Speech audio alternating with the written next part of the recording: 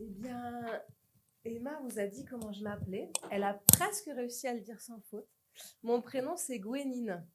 Je suis habituée, hein, ça m'amuse beaucoup d'ailleurs, il n'y a aucun souci avec ça. Mais oui, il faut reconnaître que c'est pas tous les jours facile de porter un prénom original comme ça. Mais il se trouve que j'aime bien quand même mon prénom. Parce que je connais personne d'autre qui s'appelle comme ça. Alors, en vérité, c'est pas mes parents qui ont inventé ce prénom, puisque Gwenine, c'est une héroïne de bande dessinée.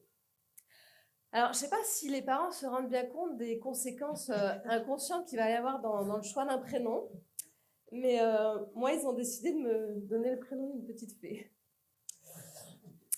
qui a des pouvoirs magiques. Est-ce que quelqu'un aurait un vœu qu'il ou elle aimerait voir si ma baguette magique arrive à l'exaucer? Quelqu'un veut se lancer sur un vœu? Oui, Christine, c'est quoi ton vœu? Ah, c'est aussi, il faut le dire aussi. J'ai un micro. Ah ouais. ça aurait été une bonne blague, alors. Ok. Alors, tout le monde se concentre pour que Christine ait des cadeaux à Noël. Je suis sûre qu'elle va avoir des cadeaux à Noël. Il n'y a aucun doute. C'est chouette. Ça marche, la baguette magique. Alors, il y a autre chose que vous voyez peut-être concernant Gwenine. C'est que dans la bande dessinée, elle est toujours dans le vert. Elle adore la nature, Gwenine. Alors, donc moi aussi, j'adore la nature. Mais vraiment, les résultats, ça me rend triste régulièrement de voir dans quel état on a mis notre planète, notre terre-mère, notre environnement. Alors j'imagine que si vous êtes venus ce soir, sûrement que vous aussi, vous avez des sujets qui vous touchent particulièrement sur le sujet de l'écologie, de l'environnement. Alors soit qui vous rendent triste ou qui vous mettent en colère ou au contraire qui vous donnent de l'enthousiasme pour faire des choses joyeuses. Est-ce que vous avez envie de partager un sujet qui vous touche particulièrement à cœur?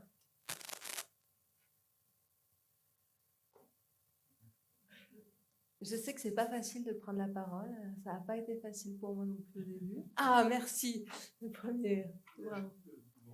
La vie et le vivant. Ok. La biodiversité, pour le dire autrement. Ok. Non, non, non. Pas nécessairement. Je laisse du temps pour que les autres d'autres personnes veulent se lancer. Ah, vous êtes timide. Profitez-en parce que c'est une conférence où il y a très peu de participation du public. Donc en fait, c'est le moment où vous pouvez vous lâcher. Les arbres? Ok. Les arbres en ville, en forêt. Ok. Très bien. Oui, merci. Ok. Les énergies fossiles et la question de l'énergie d'une manière générale qui sera abordée aussi.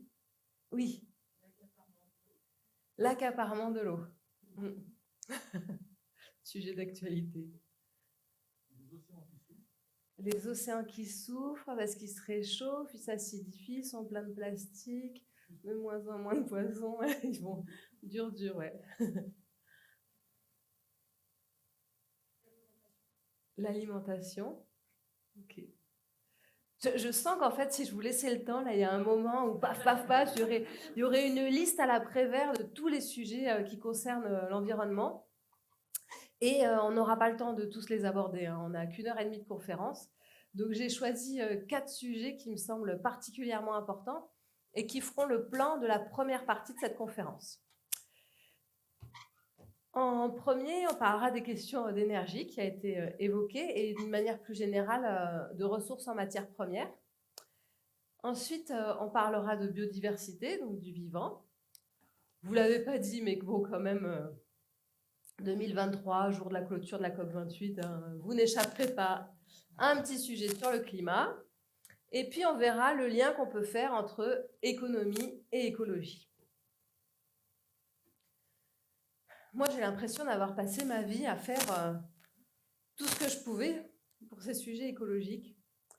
Je vais juste m'arrêter une seconde, parce qu'on fait des tests micro quand il n'y a personne, et ça grésille pas. Et là, à chaque fois, ça recommence. Donc il y a une des hypothèses, c'est que des téléphones, mais non, mais c'est moi, hein.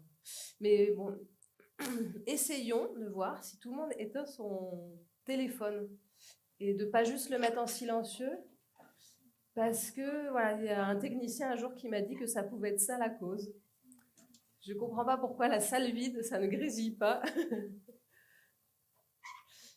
Bah, je vous remercie beaucoup d'avoir. Puis en plus, s'il y a des électrosensibles, ça fait du bien. Bon, bah, visiblement, c'était pas ça le problème. Il y a un mystère du micro qui grésille. Ah ouais. Qui est le.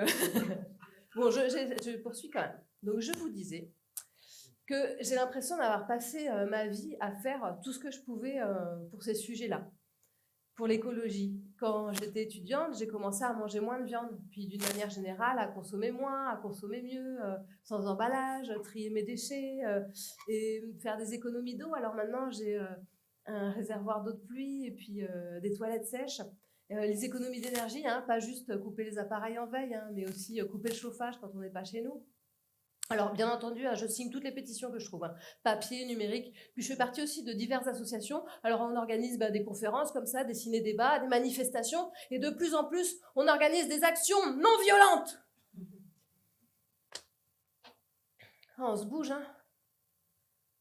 Mais j'ai pas l'impression que on obtienne vraiment des résultats. Enfin, si, hein, on a régulièrement des petites victoires, mais globalement, les choses ne vont pas vraiment en s'arrangeant. Et je finis par plus savoir quoi faire et à me sentir impuissante. Donc j'ai essayé de comprendre d'où venait ce sentiment d'impuissance. Alors je me suis renseignée, j'ai lu des livres, vu des documentaires, puis je ne trouvais pas.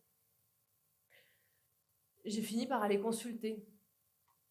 Alors non, pas des médiums, des psys.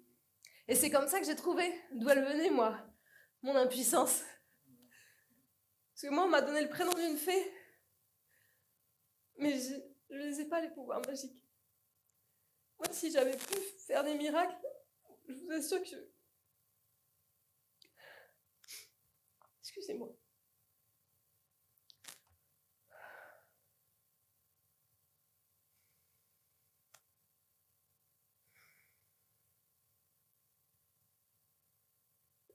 Excusez-moi, je fais un peu de relaxation parce que le sujet de la conférence n'est pas facile.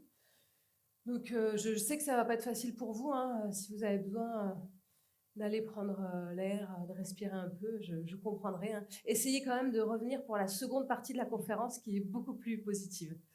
Enfin, sachez que pour moi non plus, c'est pas évident.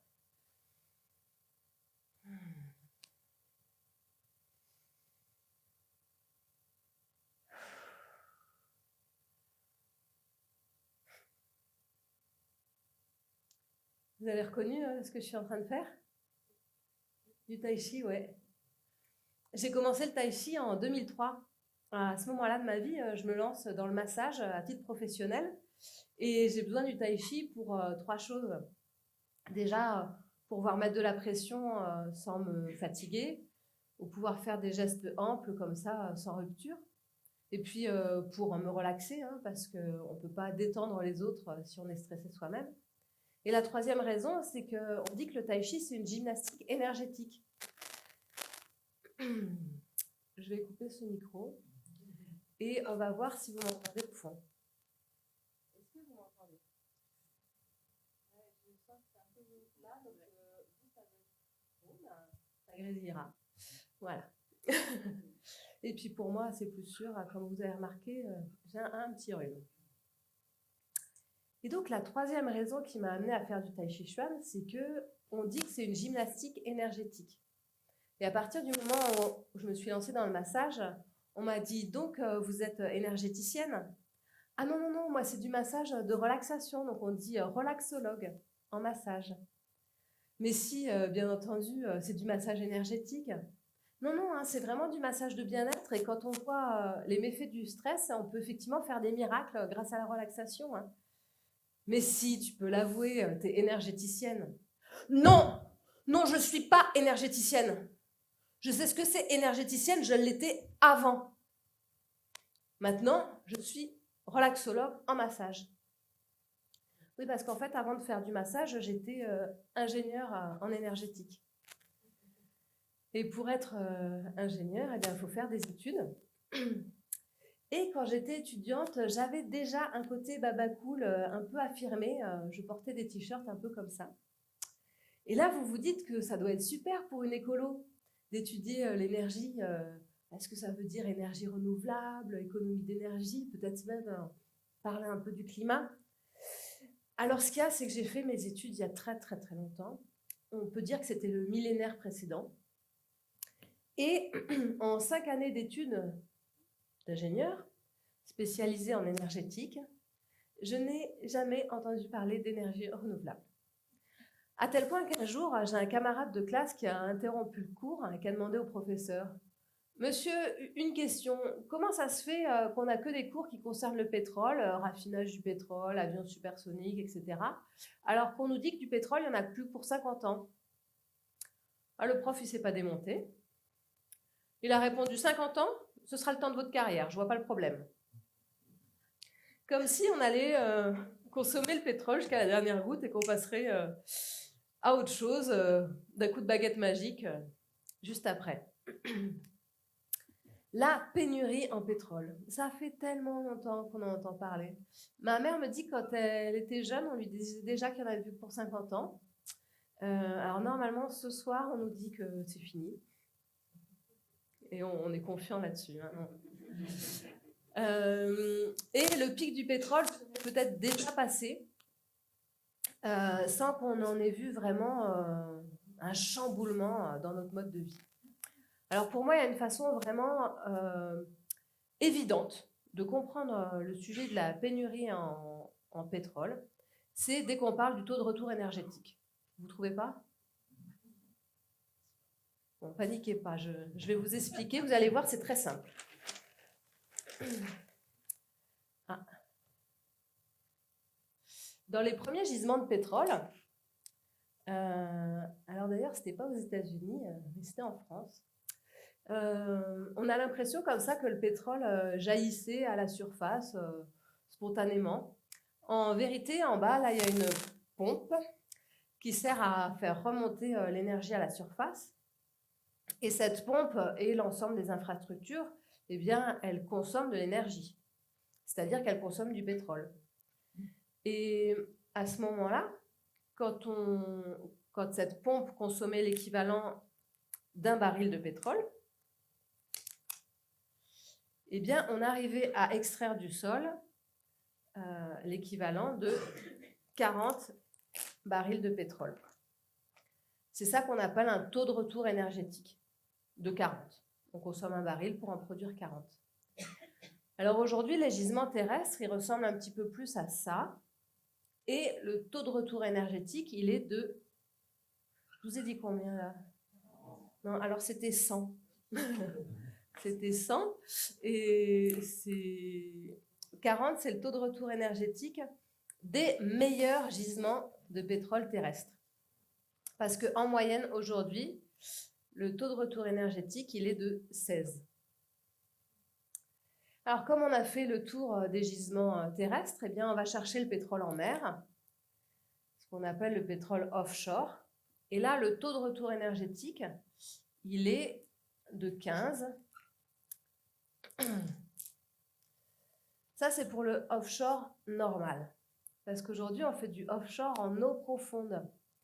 Donc, les endroits où l'océan est beaucoup plus profond, donc c'est beaucoup plus compliqué à mettre en place.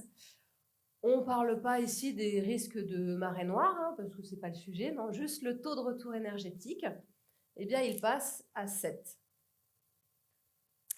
Le offshore en eau profonde, c'est déjà ce qu'on appelle du pétrole non conventionnel. Il y en a d'autres sortes de pétrole non conventionnel, et entre autres, les sables bitumineux. Au Canada, on a rasé des forêts primaires. Une forêt primaire, c'est une forêt sauvage qui n'a jamais été exploitée. Et donc, on a détruit cette forêt pour extraire un sable englué dans le bitume, des véritables images d'apocalypse. Mais là n'est pas le sujet. Le sujet, c'est le taux de retour énergétique. Il est de 3 pour faire du bitume et il tombe à 1,5 si on veut faire de l'essence à partir de ce sable bitumineux. Je ne vous parle pas des pétroles, des agrocarburants, parce qu'il y a quand même plusieurs études qui ont montré qu'on consommait plus de pétrole que ce qu'on arrive à produire. En tout cas, cette observation de l'évolution des taux de retour énergétique nous montre notre niveau de dépendance. Moi, ça me fait un peu penser à un drogué qui irait chercher des vieux mégots dans le fond des cendriers pour se griller encore une dernière clope. On en est là, notre humanité, de notre niveau de dépendance. Et ce qui est vrai pour le pétrole, c'est vrai pour les autres ressources en matière première. La question n'est pas tant de savoir s'il en reste ou pas, mais combien c'est difficile d'aller chercher les derniers, le fond des gisements, quoi. Et donc, si c'est compliqué d'aller chercher le cuivre au fond des gisements, ça veut dire que c'est consommateur en énergie. Et là, on sent bien qu'à un moment, ça va commencer à devenir très compliqué. C'est comme ça qu'on sait qu'on a des dizaines de matières premières qui vont soit atteindre leur pic de production, soit carrément être en pénurie dans les dizaines d'années qui viennent. Bon, remarquez, moi, ça ne m'inquiète pas tant que ça, hein, ces histoires de pénurie en énergie et en matières premières, parce que je sais que je peux vivre de façon beaucoup plus simple. Il se trouve que mes parents avaient acheté une vieille ferme en ruine juste avant ma naissance, et on y a passé toutes nos vacances. Ils ont rénové cette vieille ferme en ruine en lui gardant toute son authenticité. Le sol en terre battue, et pas de raccordement, ni à l'eau, ni à l'électricité. Et pour moi, c'est des super souvenirs, quoi. Le soir, quand la lumière, l'obscurité commençait à tomber, c'était un moment magique quand on grattait l'allumette pour enflammer la lampe au-dessus de la table à manger. Et puis j'étais fière d'aller au puits et d'actionner la pompe à bras pour qu'on ait de l'eau. Le puits, d'ailleurs, il nous servait de frigo, hein. Il suffit d'un seau étanche, hein, c'est à 10 degrés toute l'année, un puits. Non, vraiment, c'était des beaux souvenirs. Alors, je peux vous assurer que connaissant le mode de vie de mes parents le reste de l'année, c'était pas par conviction écologique qu'on vivait comme ça. Non, non, c'était vraiment juste pour le plaisir. Comme quoi, le concept de sobriété heureuse n'a pas attendu Pierre Rabhi pour être vécu. Voilà pourquoi moi, je ne me fais pas tant de soucis. Je sais que je peux vivre plus simplement sans être forcément plus malheureuse. Alors, c'est vrai pour moi, mais il se trouve que je ne suis peut-être pas toute seule au monde. Et on va regarder ensemble l'évolution du nombre d'humains sur Terre sur les 2000 ans qui viennent de s'écouler. On sait par des fouilles archéologiques qu'on était environ 300 millions il y a 2000 ans. Et ça a évolué, mais relativement doucement. En 1800, on était 1 milliard d'humains.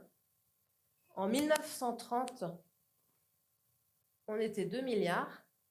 Un petit peu avant ma naissance, on était 4 milliards. Et aujourd'hui, nous sommes 7. Des fois, j'entends 6 aussi. Parce que ça évolue très, très vite. On était à 8 l'année dernière, ce qui fait que normalement, on est à 8,1 puisque ça continue. Voilà. Alors moi, je me suis demandé, quand j'ai découvert ce graphique, qu'est-ce qui a bien pu se passer dans l'histoire de l'humanité à ce moment-là de l'histoire ? Une des hypothèses, c'est le recours massif à l'énergie facile. Donc le charbon d'abord, puis le pétrole. Parce que cette énergie facile, elle a complètement bouleversé nos vies, à tel point qu'on ne s'en rend plus compte. Que tout ce qui nous entoure, là, le matériel, etc. C'est issu d'une forte consommation d'énergie. Alors, je vous propose un petit exercice pour vous rendre compte par vous-même du service rendu par cette énergie facile. Par exemple, avec 1 litre d'essence, on peut parcourir en moyenne 15 km. Donc, je vous invite dès demain à utiliser votre voiture. Alors, si vous avez le bon goût de ne pas avoir de voiture, vous en empruntez une à quelqu'un.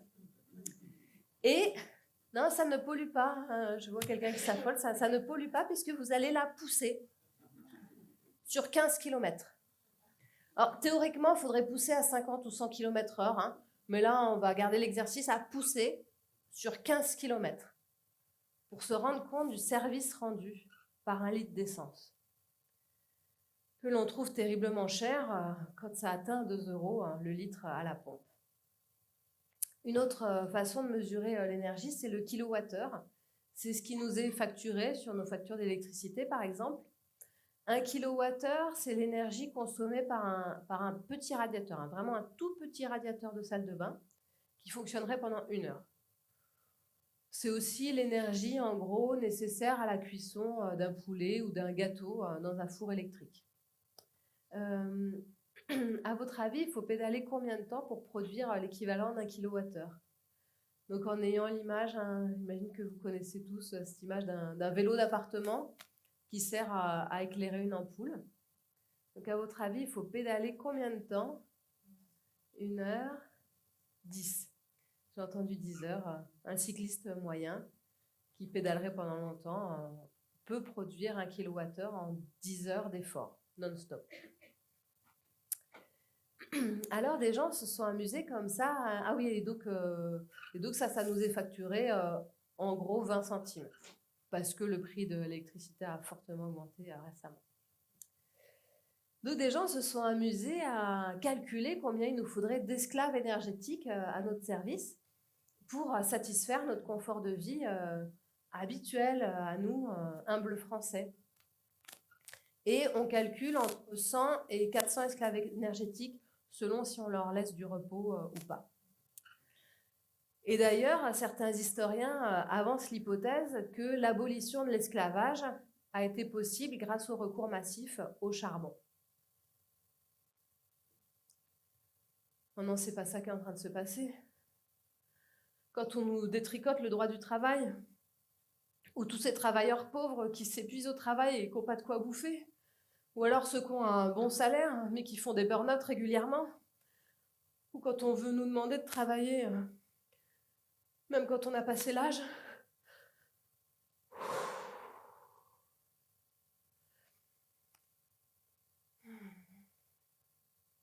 Moi, je m'en fous, j'ai une pratique énergétique.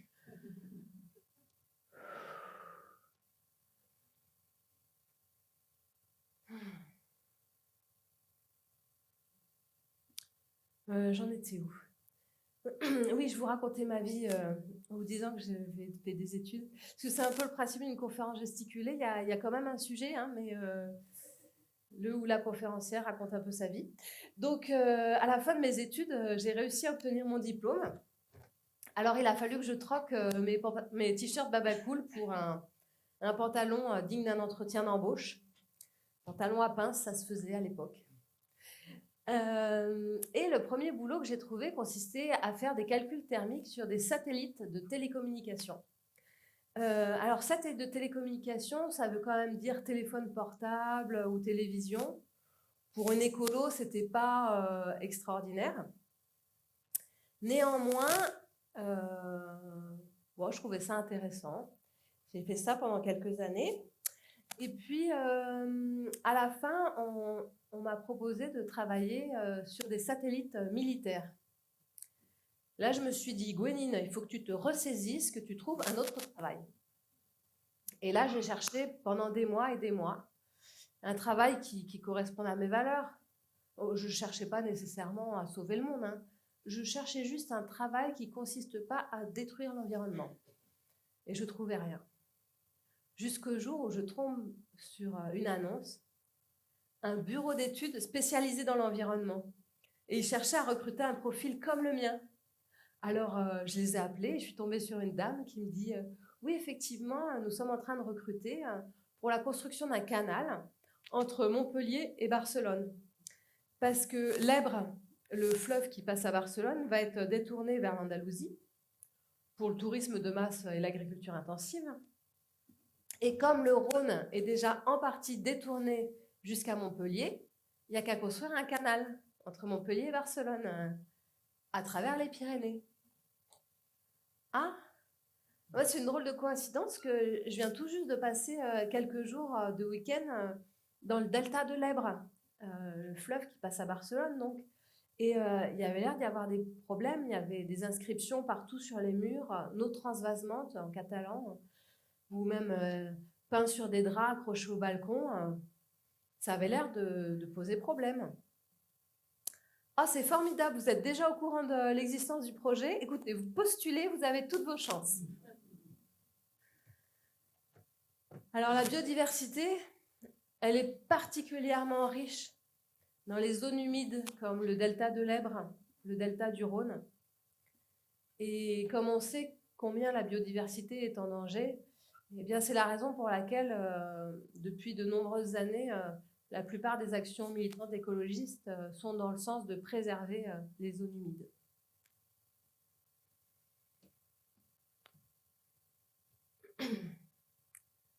En France métropolitaine, 33% des espèces terrestres et marines sont en péril. Ce n'était que 25% il y a juste 8 ans. Un tiers des oiseaux a disparu en seulement 15 ans. En Europe, en 27 ans, plus de 75% des insectes auraient déjà disparu. Au niveau mondial, une espèce d'oiseau sur 8 est en péril, un mammifère sur 4, un amphibien sur 3 et 70% de toutes les plantes sont en péril. En 40 ans, la population de vertébrés a chuté de moitié. En 2017, plus de 15 000 scientifiques ont signé une déclaration commune avertissant que cette extinction de masse, déclenchée par l'humanité, pourrait annihiler de nombreuses formes de vie actuelles avant la fin du siècle.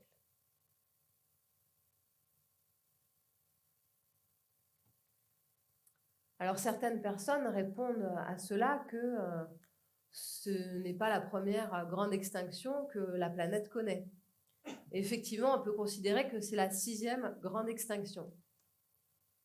Et celle qu'on connaît en ce moment, elle est aussi rapide que l'extinction des dinosaures.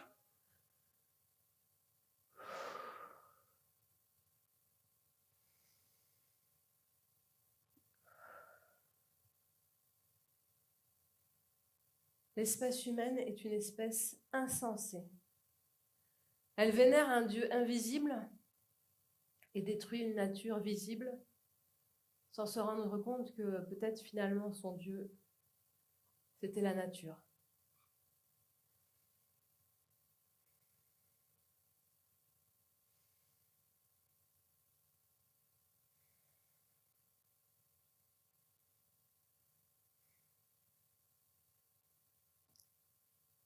Oui, enfin, vous n'êtes pas venu là pour ça, vous êtes venu là pour écouter ma vie, mon œuvre. Donc, oui, alors, vous imaginez, je n'ai pas répondu à cette annonce. Et en plus, à ce moment-là, j'ai lu un gros bouquin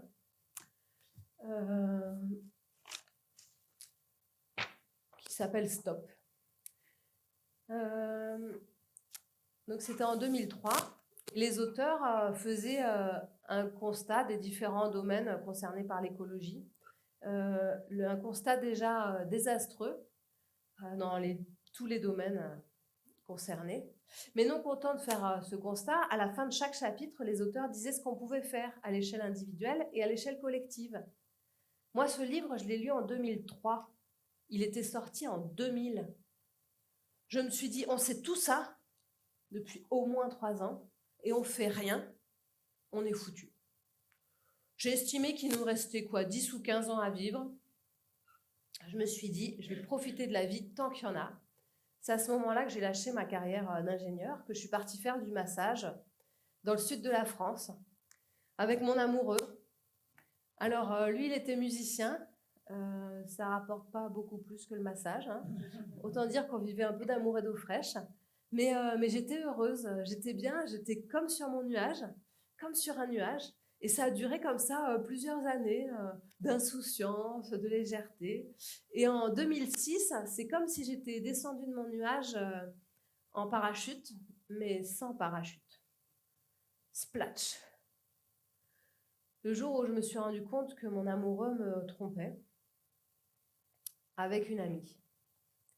Alors, je ne sais pas comment ça se passe à Poitiers, mais dans les petits villages du sud de la France, tout le monde est au courant de tout. Je crois qu'il n'y a que moi qui n'avais pas vu le truc.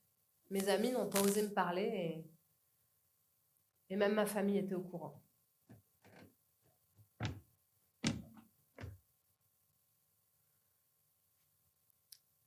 J'ai envisagé l'irréparable. Mais bon, vous savez comment on est, nous les écolos, on n'aime pas le gaspillage. Alors je me suis dit, certes, ma vie est foutue, je m'en remettrai jamais, mais mon corps peut peut-être encore servir à quelque chose. Et c'est donc à ce moment-là que j'ai décidé de sauver le monde. J'étais vraiment à fond d'énergie. Parce que je sais ce que c'est que l'énergie du désespoir. Là, je peux vous assurer que j'étais survoltée.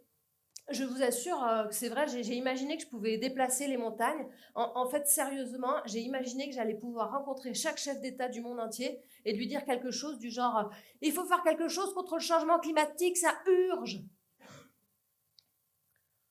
Bon, ça, c'était en 2006. Depuis, on a tous compris. Hein. On le vit d'ailleurs dans notre chair. Les méfaits, les dégâts de ce dérèglement climatique. On a eu la COP21 en 2015. Hein. Donc à ce moment-là, on était à plus 0,8 degrés de réchauffement. Avec les engagements que les pays avaient pris, on s'orientait vers une trajectoire à plus 3 degrés. Mais on ne tient pas nos engagements. Aujourd'hui, on est à plus 1,15 degrés. Et si on arrêtait effectivement nos émissions aujourd'hui, on s'arrêterait à plus 1,15 degrés. Donc on attend la conclusion de ce soir. Que dire d'autre de plus enthousiasmant sur le sujet du climat? Oui, si, c'était ça que je cherchais. Donc on a un consensus scientifique hein, aujourd'hui pour dire que ce sont bien les activités humaines qui provoquent le dérèglement.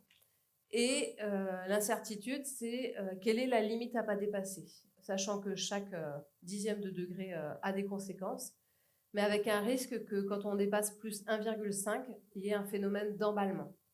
Et que là, on n'ait plus aucun moyen de retenir le climat et qu'il se mette à chauffer, même si on ne produisait plus du tout de carbone.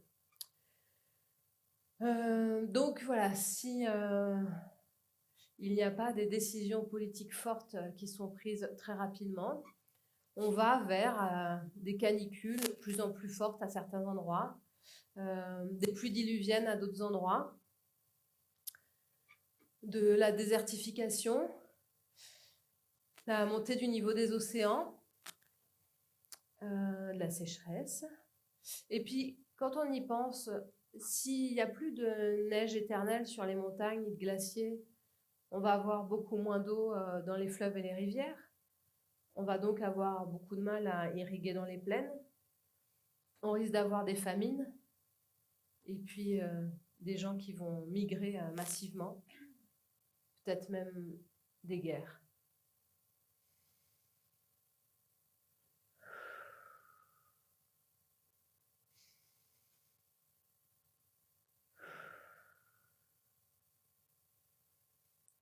Ce que je fais là, c'est du Qigong.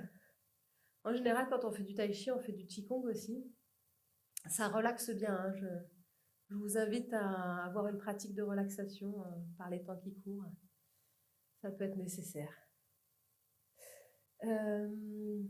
Oui, je vous expliquais que je voulais sauver le monde. Mais petit à petit, mon état de désespoir s'est arrangé, heureusement. Et donc, je suis revenue un peu les pieds sur terre. J'allais pas déplacer les montagnes, mais par contre, je me suis souvenu que j'avais un diplôme d'ingénieur en énergétique et que donc peut-être ça pourrait servir à quelque chose par rapport au climat, à condition cette fois-ci de faire dans le renouvelable. Alors j'ai repris mes études à Perpignan, j'ai fait un master en énergie solaire et à la fin de mes études, on m'a proposé de faire un CDD d'1 an dans un institut de recherche situé en Savoie. Alors pour moi, la Savoie, déjà, c'était une espèce de grande station de ski géante. Et moi, j'aime pas le ski. Et j'avais pas l'intention de faire de la recherche. Moi, ce que je voulais, c'était sauver le monde. Donc je leur ai dit que le CDD d'1 an n'était pas nécessaire. Vu la mission qu'ils avaient à me confier, je savais qu'en 6 mois, je pourrais le faire. Et puis, eh ben, j'ai découvert la Savoie et la vie en montagne avec des saisons très marquées, une nature très présente.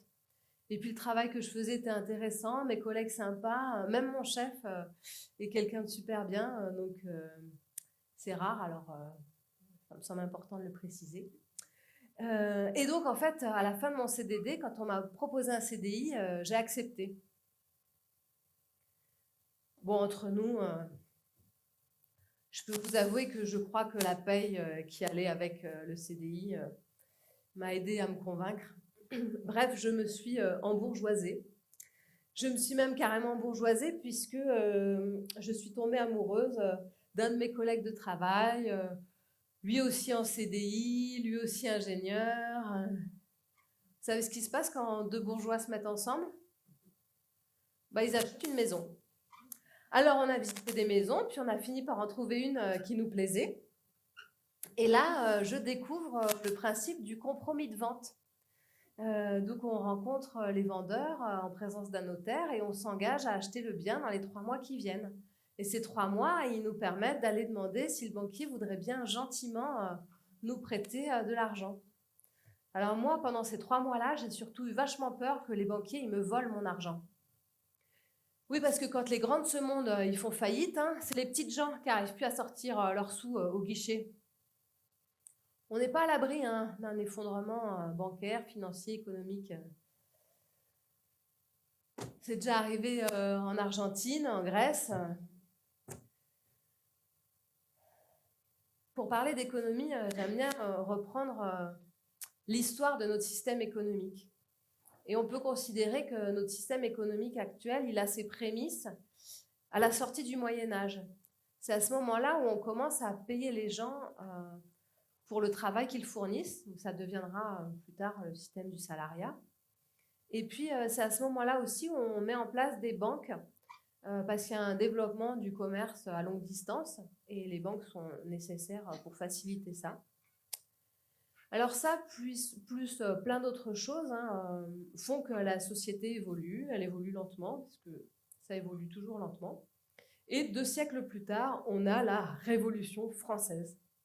Grand moment de liberté, égalité, fraternité, et puis de la séparation de l'Église et de l'État. Et rappelez-vous à la Déclaration des droits de l'homme aussi. Et dans cette Déclaration des droits de l'homme de 1789, il est écrit que la propriété privée est un droit naturel, inviolable, et même un peu plus loin dans la déclaration de l'époque, il était écrit que la propriété privée était un droit sacré. Bon, remarquez, ça arrange bien mes affaires, ça, parce que la petite maison, on l'a achetée. C'est à nous. C'est comme si on considérait que la planète, c'était un gros gâteau qu'on pouvait découper en parts et que ça, c'était notre part du gâteau. Ça nous appartient, on peut en faire ce qu'on veut. Si on veut, on peut mettre du bitume à la place du gazon ou mettre des produits pour tout détruire. C'est à nous, c'est notre petit bout de planète à nous. C'est ça la propriété privée. Excusez-moi, je me suis complètement emballée. J'en étais à la Révolution française. Et donc, liberté, égalité, fraternité. Et dans la notion de liberté, certains ont revendiqué la liberté de pouvoir créer leur activité économique, la liberté d'entreprendre, la libre entreprise. Bref, le libéralisme. Libéralisme, capitalisme, c'est 2 synonymes, ce ne sont pas des gros mots, hein. C'est juste le système économique dans lequel nous sommes actuellement. Et Ce système économique, il a absolument besoin qu'il y ait de la croissance, économique, sinon il s'effondre. Et la croissance économique, d'une façon directe ou indirecte, ça implique forcément la croissance de consommation de matières premières, d'énergie, donc de pollution, de dérèglement climatique, etc. Celui qui pense qu'il est possible d'avoir une croissance infinie sur une planète finie est soit un fou, soit un économiste. Et c'est pas moi qui le dis, c'est Kenneth Boulding, et il est économiste. En attendant, on l'a eu, cette croissance économique, multipliée par une croissance démographique et maintenant une mondialisation qui fait qu'on est 8 milliards d'acteurs économiques, tous reliés les uns aux autres, interdépendants les uns des autres, comme si c'était un immense château de cartes où on tient tous grâce aux autres. Et s'il y avait un effondrement sur une partie du château de cartes, ça pourrait emmener tout le château de cartes. Alors c'est un peu ce qui s'est passé en 2008-2009 avec les subprimes. Ils nous avaient promis qu'ils ne recommenceraient pas. Ils ont recommencé. Ça peut venir d'une pandémie. Bon, la dernière qu'on a eue, je trouve que le système économique a été bien solide. Hein. Ça peut être des catastrophes naturelles, des révoltes sociales. En tout cas, je ne sais pas vous, mais moi, je suis persuadée qu'à un moment ou à un autre, ce système économique il va s'écrouler. Mais remarquez, c'est une bonne nouvelle, ça. Vu que c'est le système économique qui provoque les dégâts écologiques, si ça s'effondre, on va pouvoir passer à autre chose. Non, vous n'arrivez pas à vous réjouir. Non, parce qu'on sait que s'il y a un effondrement économique, il y en a qui arrivent. On sait que s'il y a un effondrement économique, c'est des millions, peut-être même des milliards d'humains qui seront plongés dans une extrême détresse et on ne peut pas s'en réjouir. Alors, il y a d'autres choses qui posent problème dans le système économique dans lequel on est, c'est en particulier les inégalités.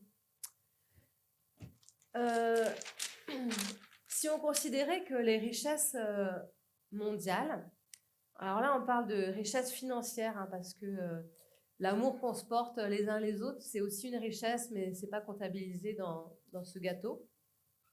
Mais voilà, si on considère les richesses purement financières mondiales, elles sont partagées de la façon suivante. On va couper le gâteau en 2 parts parfaitement égales et on va donner une moitié du gâteau à une personne et l'autre moitié, on va demander à 20 personnes de se la partager. Non, certains savent que c'est pire que ça. Hein. C'est 40, 60. Le vrai chiffre, c'est 99 personnes. Il y a 1% des humains sur Terre qui possèdent autant de richesses que les autres 99%. Évidemment, ces gens-là sont des gros méchants.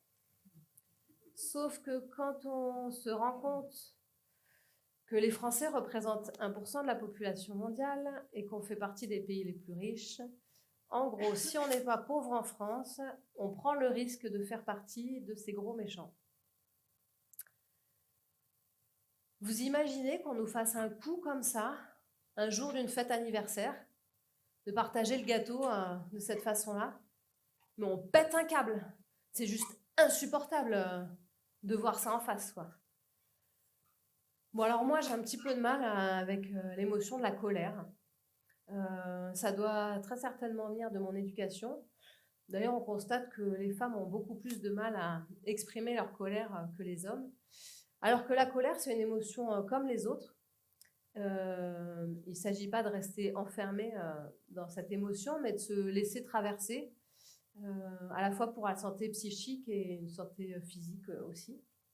Et heureusement, j'ai un exercice de Qigong qui me permet de m'entraîner à faire exploser ma colère et à retomber directement après.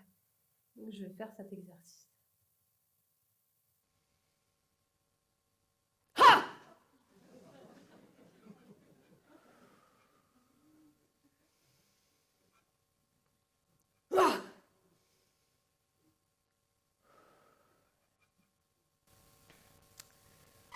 Vous avez vu?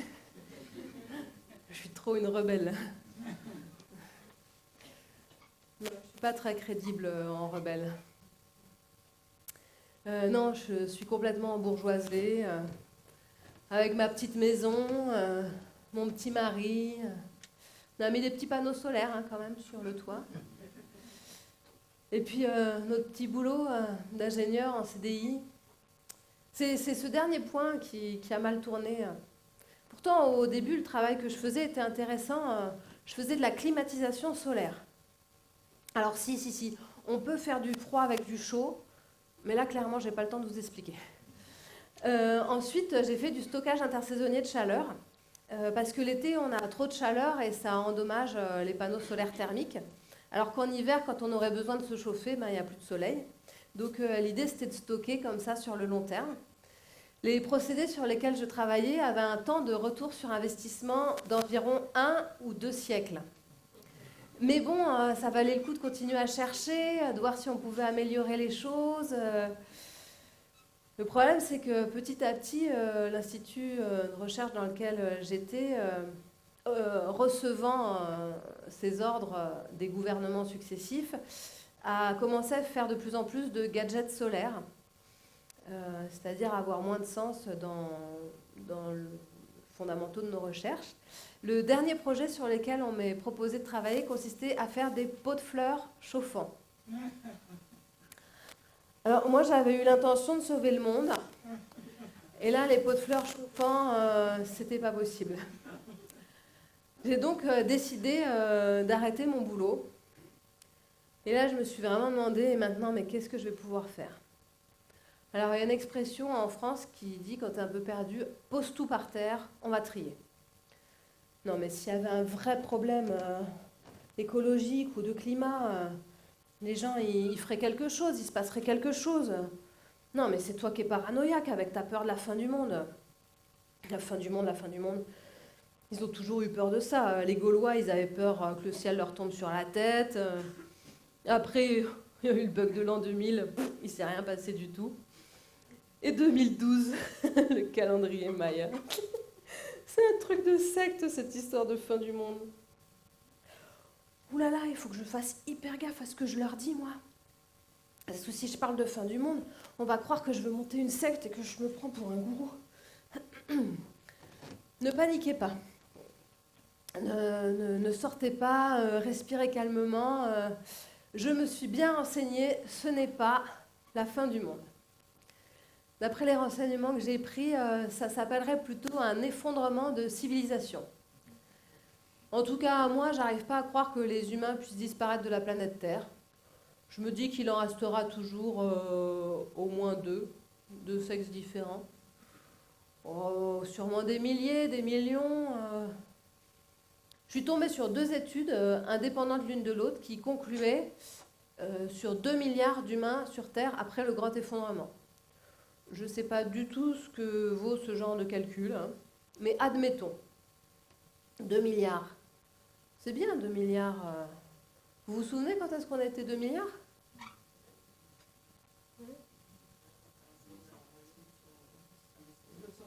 1930. Bravo. Elle prend des notes. Elle savait, elle, qu'il y aurait une interro à la fin. 1930, mes grands-parents, ils étaient ados. Ça va, c'est pas le Moyen-Âge. C'est bien 2 milliards sur Terre.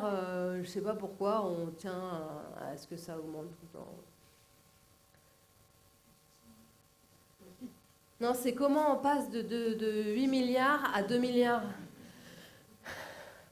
Non, mais il faut qu'on réagisse, il faut qu'on fasse quelque chose. On va pas laisser faire ça. On va tout reprendre depuis le début. Je suis sûre qu'il y a des solutions. Par exemple, la biodiversité. Déjà, on arrête les pesticides. Herbicides, fongicides, insecticides. Cide, ça veut dire tuer. Donc ça, on arrête. Alors, on arrête aussi les OGM, parce qu'il y a toujours un lien entre OGM et pesticides. Le glyphosate, qui en est un joli. Alors, on retrouve des haies entre les champs parce que c'est un vrai réservoir de biodiversité. Les arbres morts aussi. Il faut qu'on les garde en forêt ou dans nos jardins parce que ça regorge de vie, un arbre mort. Alors, moi, je ne suis pas opposée à la chasse en soi. Par contre, continuer à chasser des espèces menacées d'extinction, je pense que ça, c'est une vraie grosse erreur. Pareil pour les poissons dans la mer, il faudrait permettre au stock de pouvoir se renouveler. Et on parlait de la mer au début, là. J'aimerais bien aussi qu'on prenne conscience que quand on se tartine de crème solaire, juste avant d'aller se baigner dans une rivière ou dans la mer, c'est des poissons qui vont bouffer ça après. C'est pas très digeste. Qu'est-ce qu'il y a d'autre encore plein de choses. Plein de choses que l'on connaît et que l'on devrait faire dès maintenant. Et puis pas juste nous, hein, mais à une échelle plus grande, et puis pas juste en France, partout dans le monde. Voilà. On va voir le climat et l'énergie ensemble. Hein. Alors là, moi, je trouve que la proposition de l'association Négawatt est très intéressante.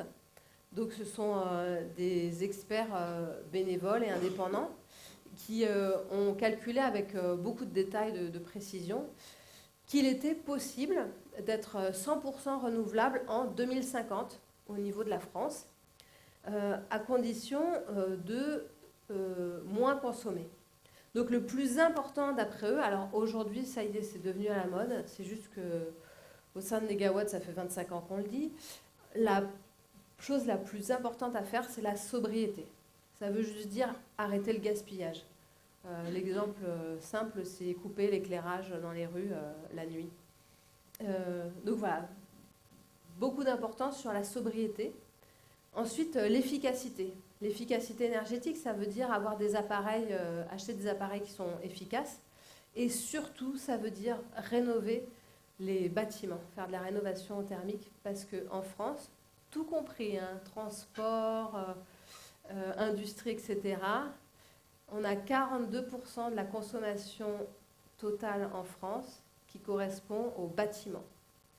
Donc la rénovation thermique des bâtiments, c'est vraiment l'enjeu crucial pour réussir une transition énergétique vertueuse. Et quand on a réussi à bien baisser la consommation grâce à la sobriété et l'efficacité, alors on peut envisager progressivement de consommer de moins en moins d'énergie fossile, de moins en moins d'énergie nucléaire, et de mettre en place progressivement, mais de plus en plus, d'énergie renouvelable pour être 100% renouvelable en 2050 et être neutre en carbone un petit peu avant. Et ben voilà, donc c'est démontré, c'est possible de le faire, quoi. Donc il ne faut pas que ce soit juste en France, mais partout dans le monde. Alors le dernier pavé, l'économie. Mais là aussi, dans l'économie, il y a plein de choses intéressantes qui se développent dans tout le champ de l'économie sociale et solidaire. On a aussi du commerce éthique ou du commerce direct, directement du producteur au consommateur. On a des monnaies locales, on a des moyens de financement éthiques. D'ailleurs, il y a bientôt une banque éthique qui va enfin voir le jour.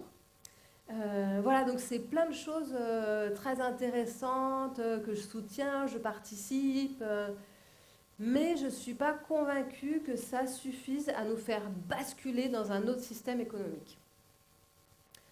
Alors moi, j'ai une proposition pour changer de système économique. Déjà, je propose qu'on abolisse l'héritage, parce que je trouve que c'est particulièrement injuste que certains profitent du niveau de vie de leurs parents. Enfin, ça c'est juste, hein, mais en plus, ces gens-là vont hériter, alors que d'autres vont grandir dans la misère, devront se débrouiller pour l'école, n'auront pas de coup de pouce quand ils seront adultes, devront peut-être même très certainement payer un lourd loyer. Peut-être d'ailleurs qu'ils vont payer un lourd loyer à d'autres qui ont hérité d'une maison et qui se lâchent un peu sur le montant du loyer. Bon, bref, je pense que l'héritage accélère les injustices, mais j'ai rarement un grand succès avec ma proposition. Il y a d'autres propositions qui ont un peu plus de succès ces derniers temps. C'est la notion de revenu inconditionnel, c'est-à-dire un revenu où on n'a pas besoin de travailler en échange d'un revenu. Donc il y a d'autres courants qu'il appelle revenu d'existence et un autre courant qu'il appelle salaire à vie. Donc il y a différentes tendances, hein, et ils ne sont pas d'accord sur tout. Mais on peut quand même admettre que si on touchait entre 1 500 et 2 000 euros par mois sans avoir besoin de travailler pour un patron, effectivement, ça nous amènerait sûrement vers un système économique qui n'aurait rien à voir avec notre système actuel. Donc voilà, il faut le faire. Dès maintenant et partout dans le monde. Voilà.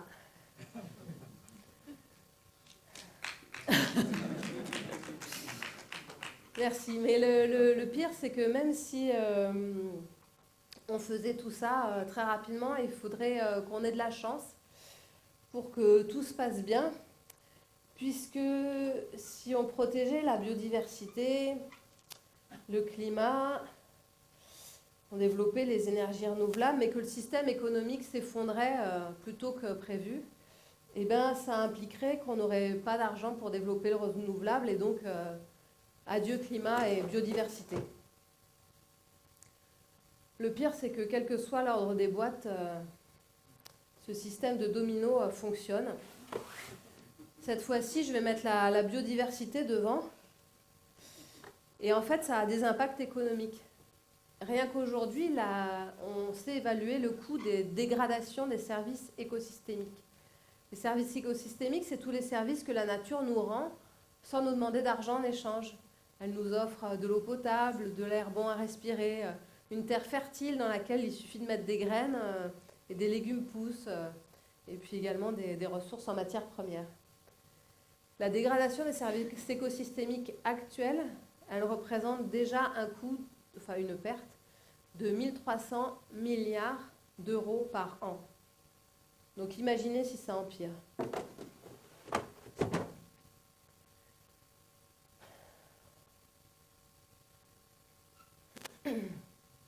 À ce moment-là de la conférence, je me demande toujours si j'ai réussi à vous apprendre quelque chose.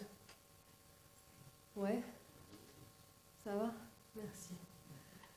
Ça me rassure. Je ne suis pas venue là pour rien. Donc en fait, le climat, vous ne saviez pas qu'il y avait un souci? Non. Un peu. La biodiversité, vous en aviez entendu parler aussi? Non, jamais.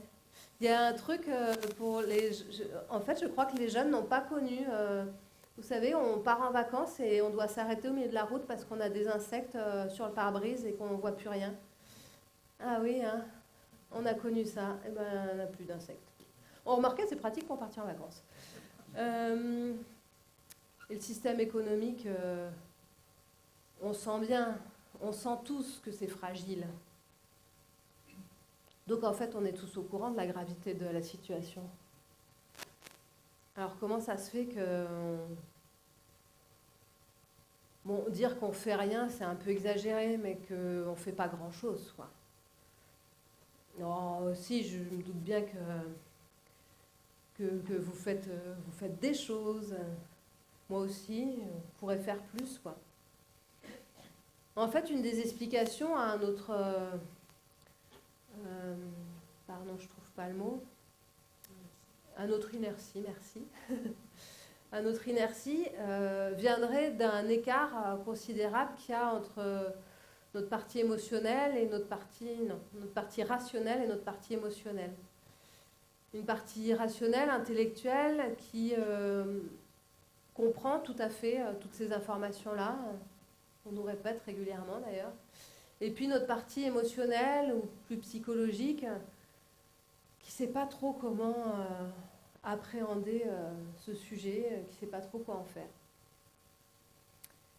Et donc, une des solutions serait de réduire donc, cet écart entre notre partie rationnelle et partie émotionnelle, les faire communiquer. Et ça nécessiterait l'équivalent d'un travail de deuil.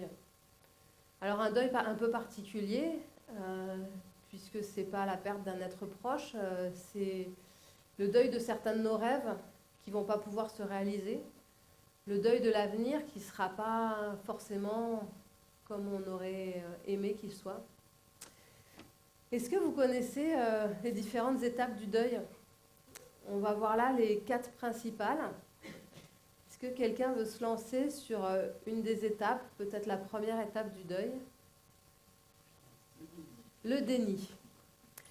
Non, mais le réchauffement climatique, les scientifiques vont trouver des solutions.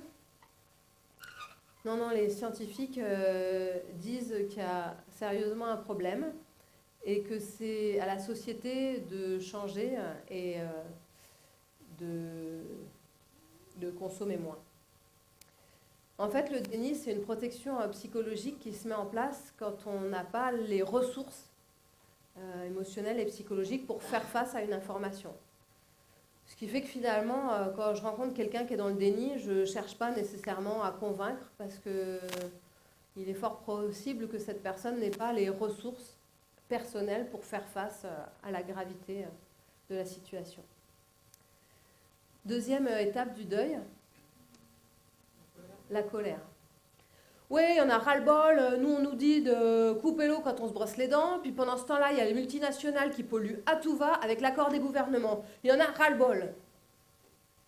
Alors autant un deuil, dans le cas d'un deuil traditionnel, la colère est une émotion un peu surprenante, autant pour le sujet qui nous concerne, moi je me demande si une bonne grosse colère collective pourrait pas être salvatrice. Moi, je dis ça, je dis rien. Troisième grande étape du deuil, la tristesse, oui. La tristesse, voire carrément la dépression. Et c'est effectivement cette étape particulièrement douloureuse que l'on peut chercher à éviter en restant bloqué dans le déni ou la colère. Et effectivement, quand on creuse le sujet de la situation écologique, il y a de quoi traverser une grande période de tristesse. Mais il semblerait que ce soit nécessaire de la traverser pour atteindre la dernière étape du deuil, qui est l'acceptation. Accepter les choses telles qu'elles sont, les regarder en face, non pas pour laisser faire, hein, c'est pas ça l'idée, c'est juste pour que ce qu'on mette en place soit bien à la hauteur des enjeux et de la situation réelle. Par exemple, cette histoire de nos petits gestes individuels. Évidemment, c'est bien, hein, vous le faites, je l'ai fait, et il ne me viendrait plus à l'esprit aujourd'hui de gaspiller à tout va. Mais est-ce que c'est bien à la hauteur des enjeux ? Deux choses. Moi, il y a un moment, je me suis dit, qu'est-ce que je peux faire de mieux pour ne plus du tout avoir d'impact négatif sur ma planète ? Eh bien, il y avait l'option de disparaître de la planète Terre. Et franchement, ça n'aurait rien changé. Mais rien changé du tout. Donc nos gestes individuels, ils sont intéressants, mais largement insuffisants, quoi. Autre chose, c'est que je crois qu'on est tombé dans un piège aussi. Parce qu'en fait, à parler de nos gestes individuels, en fait, on dépense une énergie folle à aller dire à nos amis, nos voisins, c'est pas très bien ce que tu fais. Alors que pendant ce temps-là, il se passe des choses vachement graves, quoi. Et il me semble que des actions collectives a vraiment bloqué des grands projets fortement écocides. C'est plus impactant quand on a l'élan pour le faire que de s'épuiser avec les petits gestes. Par exemple, là où j'habite en Ariège, c'est pas juste qu'ils puisent l'eau dans la nappe phréatique, c'est qu'en fait ils retirent tous les graviers, donc c'est une gravière, sur 1100 hectares, enfin c'est le projet, hein. Pour le moment ils sont qu'à 250 hectares, donc à mettre la nappe phréatique à nu. Et puis on le sait, hein, c'est pas bon de mettre la nappe phréatique à nu parce que évaporation, pollution, les algues. Alors il la rebouche avec les déchets du bâtiment. Donc ça, c'est la future eau potable de Toulouse qui sera polluée de plein d'horreurs. Et donc voilà, il y a de plus en plus de mouvements, comme vous avez pu le constater, qui disent stop. En fait, stop. stop aux autoroutes, aux lignes à grande vitesse, etc. Parce qu'en fait, on ne fait pas d'autoroute ni de lignes à grande vitesse sans aller chercher des gravières dans les nappes phréatiques. Parce que là, ça suffit, on a été au bout de ce qui était raisonnable de faire, quoi. Et donc voilà, parmi les gens qui ont accepté le risque d'effondrement, qui regardent le problème en face, on a différentes façons de réagir. On appelle ça aussi des courants sociologiques, même si ce n'est pas tout à fait le mot. Donc on a les stoppistes, ceux qui disent stop. On a les savapétistes. Oui, ben, l'humanité disparaîtra, bon débarras. Et j'en ai rencontré une pendant la formation pour faire une conférence gesticulée. Si, on se forme pour faire ça. Et il y avait une des stagiaires qui nous a garanti que la seule raison qu'elle avait eu d'arrêter de fumer, c'était pour vivre assez longtemps pour voir l'effondrement. Alors dans son cas, c'était l'effondrement du système capitaliste, mais même cet effondrement-là, je doute qu'il se passe en douceur. Donc il y a des gens qui sont impatients de voir ça. Troisième catégorie sociologique, ce sont les aquabonistes. Oui, bah foutu pour foutu, moi je vais profiter de la vie tant qu'il y en a. Alors là, on a deux sous-catégories chez les aquabonistes. On a une sous-catégorie qui se dit ben moi, avant l'effondrement, j'ai envie de profiter de la vie et donc de passer du temps avec les gens que j'aime, dans la nature. Bref, des gens qui s'orientent plutôt vers la sobriété heureuse. Et la deuxième sous-catégorie d'aquabonistes, c'est plutôt l'ébriété décomplexée. Des gens qui se disent ben moi, ce que j'ai envie de vivre, c'est de voir le monde, et donc de faire des voyages en avion, ou alors, moi, ce que j'aime, c'est les grosses bagnoles. Bon, clairement, c'est contre-productif, hein, ça ne fait que aggraver le problème. Mais franchement, qui suis-je, moi, pour aller dire aux gens ce qu'ils doivent faire et pas faire? Et puis, est-ce que je suis parfaite? Certainement pas. En particulier pour ce qui est de ma consommation d'eau chaude. J'ai un peu tendance à abuser et régulièrement je me dis tu es rincée Gwenine, maintenant ça suffit, il faut que tu coupes cette eau chaude. Et si à ce moment-là je pense à l'état du monde, je me dis qu'on n'est plus à 5 minutes près. En tout cas, moi j'en ai ras-le-bol qu'on me dise que les dégâts écologiques, c'est à cause de moi parce que je consomme trop d'eau chaude ou parce que je mange encore de la viande. Moi, je pense que nous qui sommes en train de vivre en 2023, on n'est pas responsables de la situation. On est même plutôt des victimes d'un système qui a été mis en place il y a plusieurs générations, peut-être même plusieurs siècles, si on remonte au début de notre système économique. Et donc, si on n'est pas responsable de la situation actuelle et qu'on n'a pas envie de rester des victimes, ben, il nous reste la troisième posture possible, c'est celle d'être responsable. Et de se questionner intérieurement quand on sait qu'on va faire un acte qui a un impact écologique fortement négatif, de se dire, est-ce que j'en ai vraiment besoin de ce voyage? Est-ce que vraiment je ne pouvais pas faire ce trajet en vélo plutôt qu'en voiture? Est-ce qu'en mettant une cape de pluie, je ne peux pas quand même prendre le vélo même s'il pleut? Voilà, de se questionner un peu plus, vous le faites très certainement, mais de continuer à se questionner sur nos actes aussi. La quatrième catégorie sociologique des gens qui ont accepté le risque d'effondrement, on les appelle les collapsologues. Ça vient de collapse, qui veut dire effondrement en anglais. Oui, alors moi j'ai lu plein de livres sur l'effondrement et donc je peux me permettre de faire des conférences. Cinquième catégorie sociologique, les transitionneurs.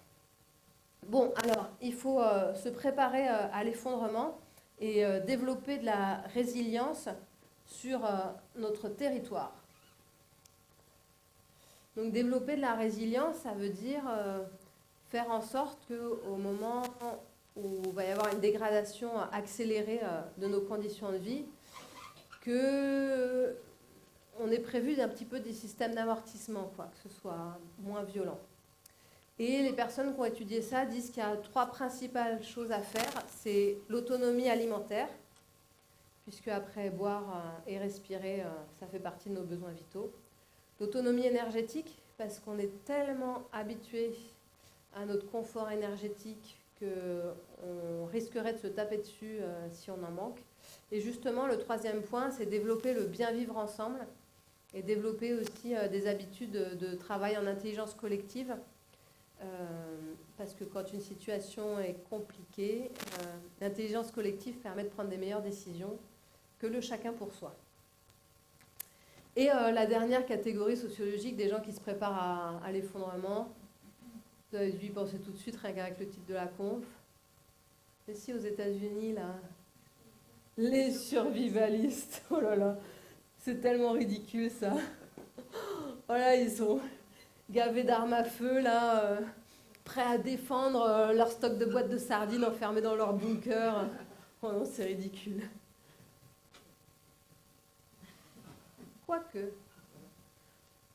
En tout cas, moi j'étudie les plantes sauvages comestibles.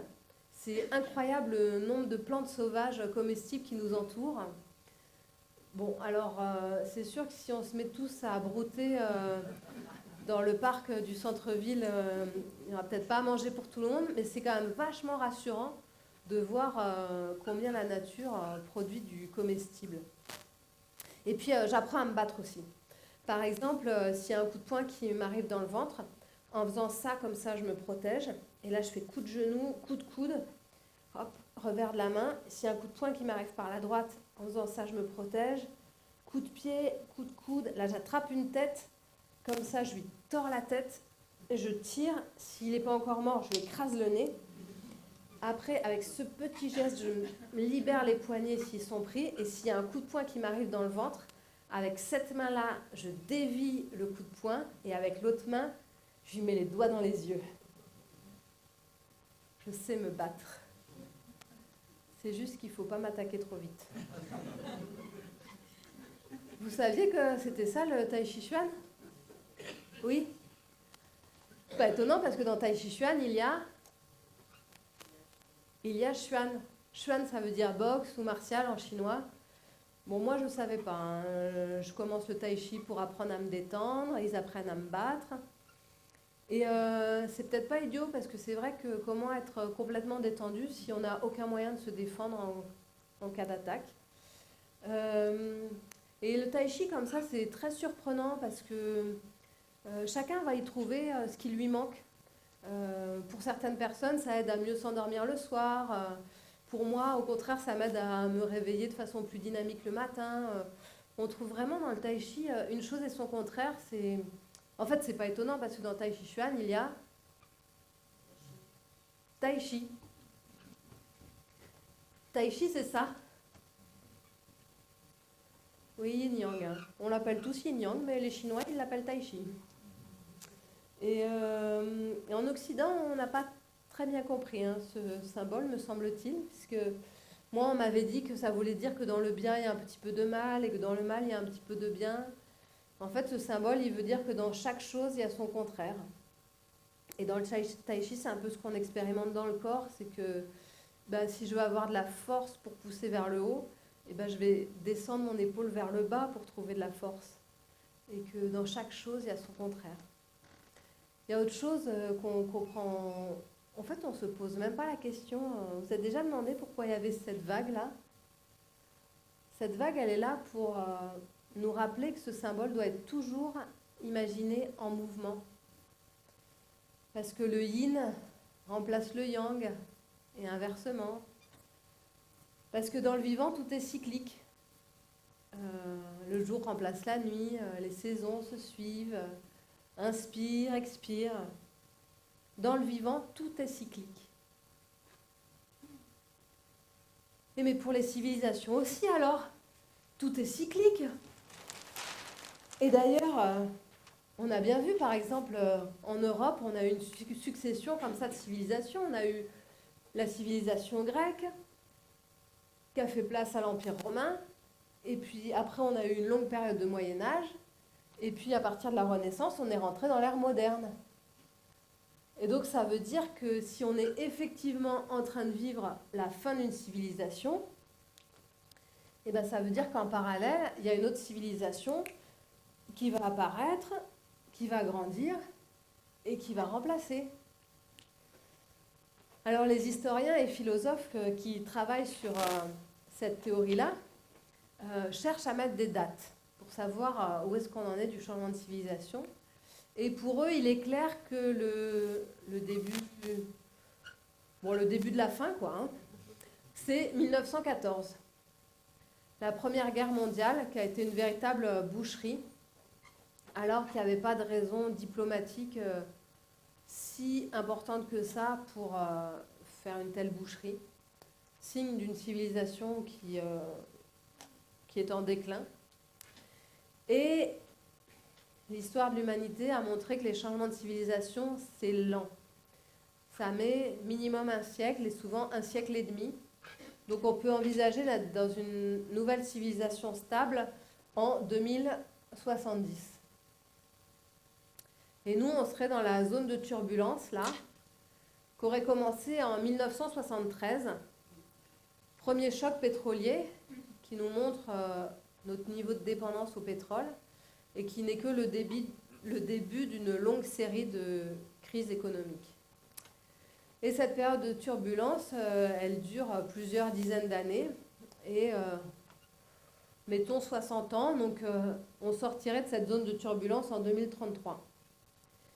Alors nous, ce qui nous questionne, ce qui nous intéresse, c'est de savoir à quel moment est-ce qu'il y a vraiment le point de basculement. Donc j'ai entendu parler, mais ça demande à être vérifié, hein, j'ai entendu parler du 12 décembre 2023, mais ça reste encore à vérifier. En tout cas, ce qui est sûr, c'est que cette façon de voir les choses, moi, ça m'a fait énormément de bien. Déjà, la première chose, c'est que j'ai compris qu'il fallait que j'arrête de vouloir sauver le monde. Le monde, il s'agit de l'achever le plus vite possible pour qu'un autre monde puisse le remplacer. Deuxième bonne nouvelle, des changements de civilisation comme ça arrive à peu près tous les 500 ans.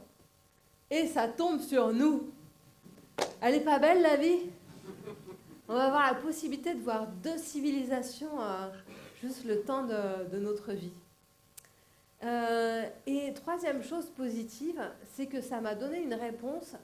En fait, je me suis longtemps questionnée pourquoi est-ce que dans les milieux écologiques, on voit comme ça 2 courants s'opposer. D'un côté, les militants, et puis de l'autre, j'ai toujours du mal à leur mettre un mot, mais des gens qui vont faire une ferme collective en permaculture, l'autonomie énergétique, etc. Et pendant longtemps, ces 2 courants se sont largement opposés. Je trouve qu'aujourd'hui, c'est au contraire beaucoup plus apaisé. Mais en fait, on a un courant, là, les permaculteurs, disons, qui reprochait aux autres de dire oui, mais vous, les militants, vous êtes toujours dans l'émotion de la colère, dans l'agressivité, et puis à lutter contre un système, en fait, vous donnez de l'importance à ce système. Donc vous n'êtes pas dans une bonne énergie, alors que nous, ce qu'on fait, c'est vraiment bien. Puis les militants qui répondent à ça, alors les bisounours, c'est hyper bien ce que vous faites là à votre ferme, mais si l'autoroute traverse votre champ, vous êtes foutus. Donc vous, ce que vous faites, c'est gentil, mais nous, ce qu'on fait, c'est utile. En fait, maintenant, j'ai compris, il y a un courant écolo qui fait perdre du pouvoir au monde d'avant, et puis l'autre qui essaye de voir comment est-ce qu'on va pouvoir vivre après. Parce qu'en fait, c'est pas encore écrit comment elle va être la civilisation suivante. Pour le moment, nous, on est juste sur ce moment de flottement où c'est pas encore net de voir à quoi ça va ressembler et où tout ce qu'on met en place peut influencer la civilisation suivante. Parce que j'ai l'impression qu'on s'entend bien, que si on se mettait tous autour d'une table, on arrivera à construire une civilisation qui nous plaise à peu près à chacun. Bon, il y aurait sûrement des petits débats, mais on arrivera à peu près à s'entendre. Hein. Mais pendant que nous, on est en train de rêver la civilisation qu'on aimerait, il y en a d'autres qui rêvent aussi. Hein. Et leur rêve à eux, c'est notre cauchemar à nous. Donc il ne s'agit surtout pas d'attendre et de voir comment ça va se passer, mais de profiter qu'on est en train de vivre le moment où ça se joue pour mettre notre énergie pour orienter vers une société qui nous plaît. Peut-être que nos grands-parents, ils avaient aussi envie de changer le monde, mais en fait, c'était trop tôt. C'est maintenant que c'est vraiment en train de se jouer. Alors, à quoi elle va ressembler la civilisation suivante? On a quand même quelques ingrédients à prendre en compte, ou tout au moins des ingrédients qui nous permettent de voir à quel point, en quelques décennies, il y a eu des changements forts. Donc, les ingrédients à prendre en compte, c'est qu'on sort d'une société de l'abondance, de la consommation, vers une société plus de frugalité. Consommer moins, mais consommer mieux. Ensuite, on voit des changements dans notre organisation de la société. On sort d'un fonctionnement très pyramidal et on va de plus en plus vers un fonctionnement en réseau. Donc ça se voit vraiment beaucoup. Dans les associations, on sort vraiment d'un fonctionnement pyramidal. Ça se voit aussi beaucoup avec tout ce qui se passe sur Internet. Hein. Je pense en particulier à Wikipédia, qui est quand même une encyclopédie extraordinaire qui est construite par chacun. En fait, ce fonctionnement, il est efficace, il est rapide. Une personne donne un ordre et il est directement mis en action par beaucoup de gens. Il est efficace parce qu'il y a le moins de liens possible entre les acteurs. Le fonctionnement en réseau, c'est tout le contraire. Il y a le plus de liens possible entre les acteurs et il est plus adapté à de l'intelligence collective. En fait, dans ce cas-là, on suppose qu'une personne est capable d'avoir réponse à tout. À l'inverse, dans un fonctionnement en réseau, comme on est tous connectés, en fait, quand on a un problème, on a quelqu'un dans notre entourage qui va pouvoir nous donner des informations, nous aider à prendre une bonne décision. Donc c'est plus adapté à une situation complexe et ça favorise l'intelligence collective. D'autres éléments à prendre en compte, c'est clair que... Enfin c'est clair, oui. En fait, l'époque moderne, elle a démarré aussi avec le début de l'imprimerie et l'utilisation de la mécanique pour développer les informations. Et pour le meilleur ou pour le pire, on est clairement avec des outils numériques qui bouleversent complètement même nos façons de penser. Alors il y a plein d'autres points qu'on pourrait regarder, une évolution rapide. Le dernier point que je voudrais voir avec vous, mais je suis sûre que vous allez être d'accord avec moi, c'est qu'on sort d'une société violemment patriarcale pour aller vers une société, non pas matriarcale, hein, mais plus d'égalité. C'est important hein, que je précise que ce n'est pas une civilisation matriarcale, parce que on m'a fait remarquer que pour certains hommes, c'était le moment le plus difficile de la conférence. Donc voilà, c'est juste qu'on constate une évolution. On n'est pas arrivé au bout du chemin, mais on en a quand même fait un chouette bout ces dernières dizaines d'années. Et en fait, ce n'est pas que le rapport des hommes-hommes avec les femmes-femmes, mais aussi un rapport de valeurs dites féminines et dites masculines.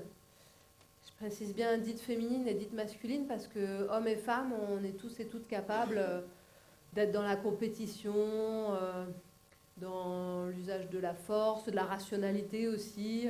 On est tous et toutes capables aussi d'être sensibles, émotifs, d'être dans le prendre soin des autres êtres vivants. Et je pense que dans la civilisation précédente, on avait peut-être un petit peu trop mis de valeur sur ces caractéristiques dites masculines. de compétition et qu'un rééquilibrage entre ces différentes valeurs permettrait sûrement d'aller vers un monde qui, à moi en tout cas, me plairait vachement plus. Voilà. Pour finir cette conférence, j'aimerais partager avec vous tout ce que j'ai tiré de positif de cette compréhension, cette connaissance du risque d'effondrement. Et la toute première chose forte que j'ai compris, et là par contre vous allez me dire que peut-être j'aurais pu m'en rendre compte avant, mais je crois que je n'avais pas complètement compris qu'à la fin de la vie on mourait. Et l'idée d'une grande mort collective m'a aidé à en prendre conscience et à prendre conscience de l'importance de savourer le présent.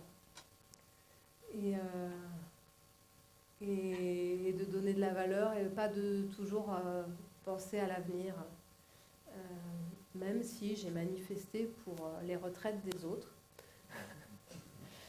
Et deuxième chose, et ça va dans le même sens que de savourer, de prendre conscience, en fait de se rendre compte que le monde dans lequel on vit là, qui nous semble normal pour nous Français, c'est un monde surréaliste.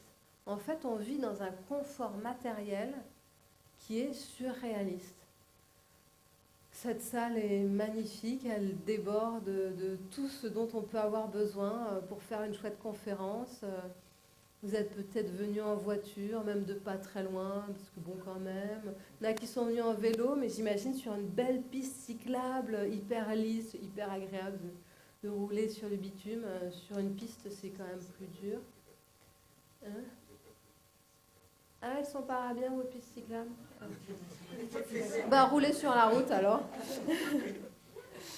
Et tout comme ça, et je pense en particulier à, vous savez, ce petit ordinateur de poche minuscule qui nous relie au reste du monde.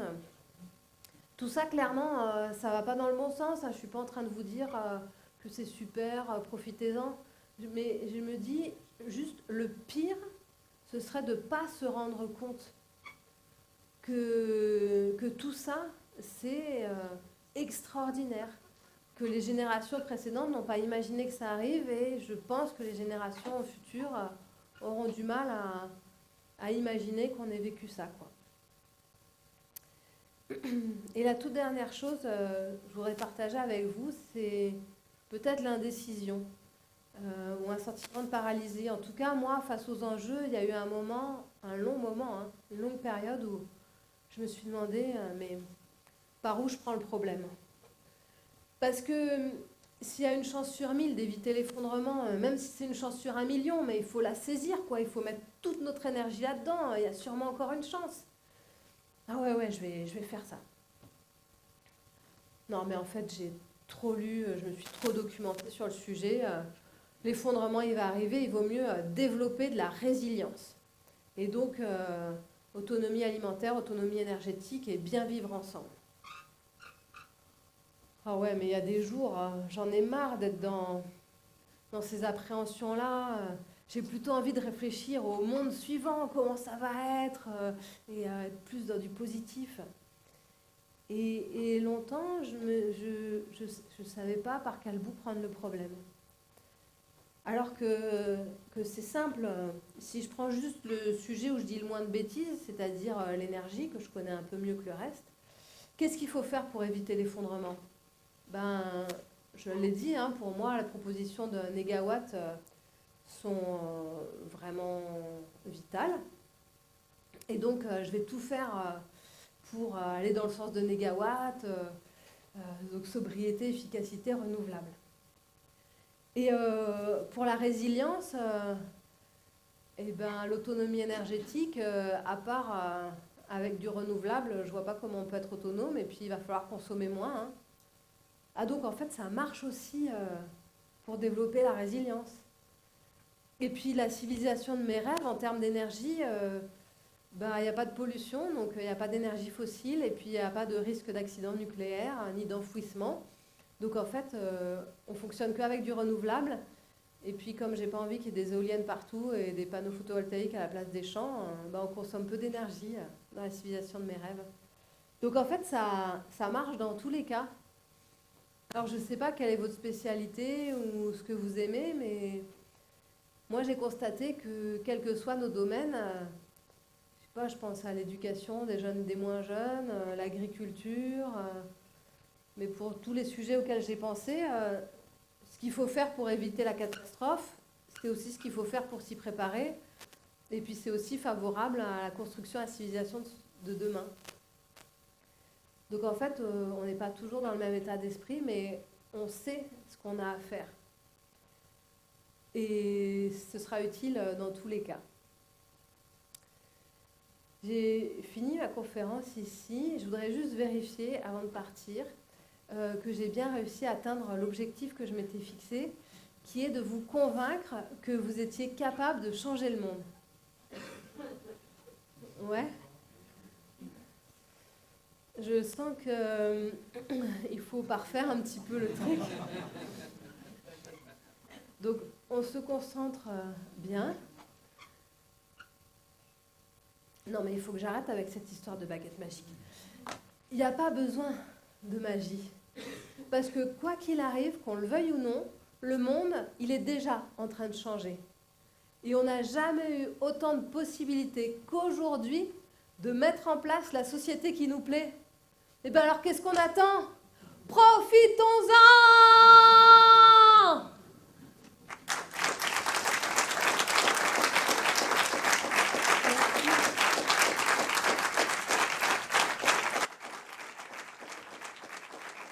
Merci beaucoup.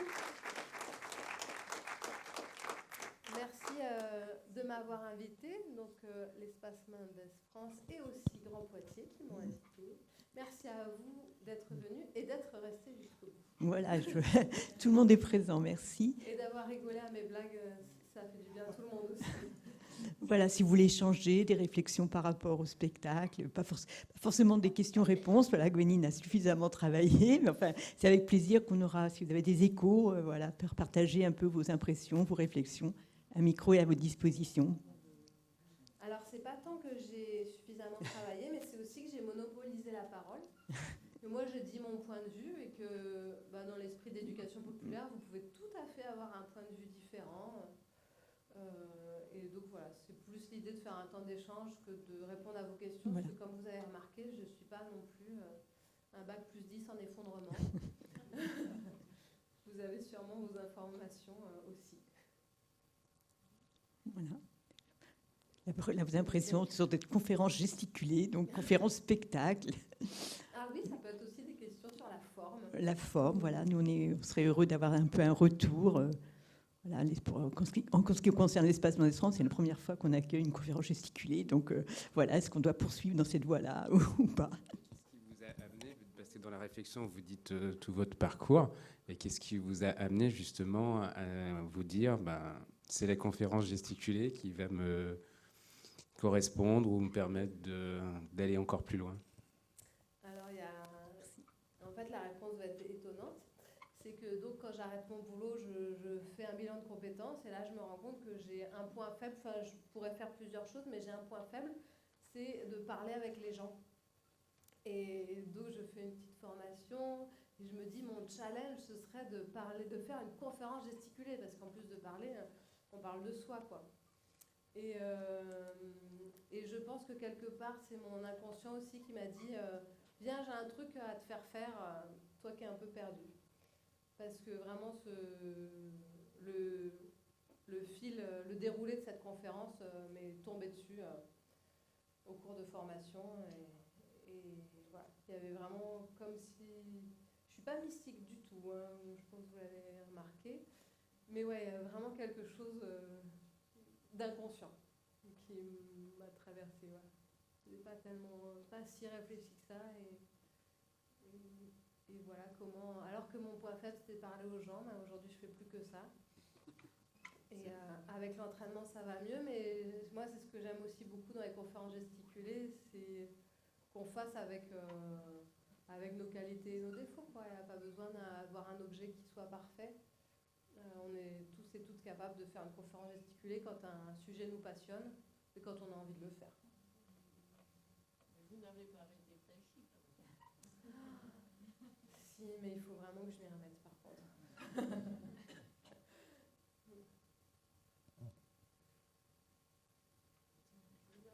Oui, attendez, c'est juste pas... Alors, je pense que je vais pas très bien l'expliquer, mais il y a peut-être d'autres personnes qui en savent un peu plus sur le sujet que moi, sur le pourquoi on change pas en fait face au constat alarmant. Voilà, on sait tous l'effondrement qui arrive. En fait, je crois il y a des réponses aussi du côté des sciences comportementales. Voilà, si quelqu'un peut ajouter des choses. On a essayé de m'expliquer il n'y a pas longtemps que il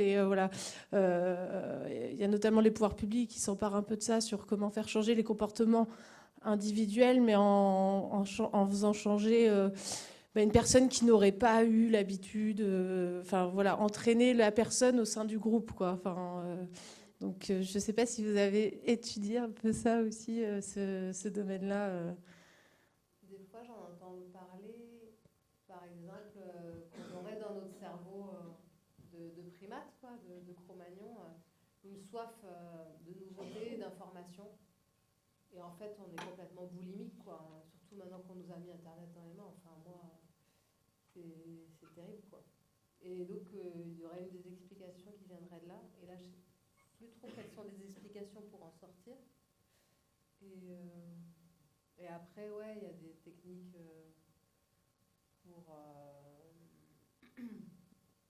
pour amener les gens à faire ce qu'on aimerait qu'ils fassent.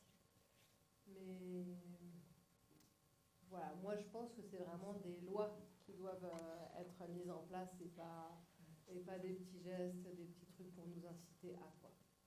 C'est vraiment là, vu l'ampleur des enjeux. Là. Mais bon, ce soir, ils arrêtent les fossiles. Donc on va quand même déjà faire un bon pas en avant.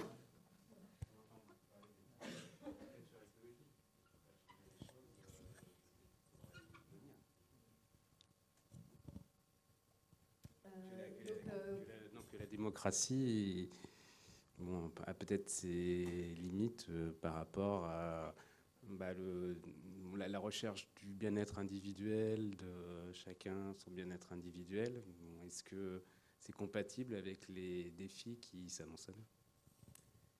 Eh bien, je viens d'entendre une philosophe dont j'ai pas le nom en tête, je le regrette vraiment, mais qui a sorti un livre sur démocratie et écologie. Et elle démontre combien c'est intrinsèquement lié, en fait. Moi, j'arrive pas à imaginer. Ça n'aurait pas de sens une écologie sans démocratie, quoi. Une dictature écologique. Mais comment est-ce qu'on l'amène, quoi? En tout cas, la Convention citoyenne, elle a bien montré que si on allait vraiment vers la démocratie, c'est-à-dire sortir d'une oligarchie, que ce ne soit pas des costards-cravates qui décident pour nous, mais que ce soit les citoyens tirés au sort qui décident, et la Convention citoyenne, en tout cas, moi j'aimais bien leur 100 propositions.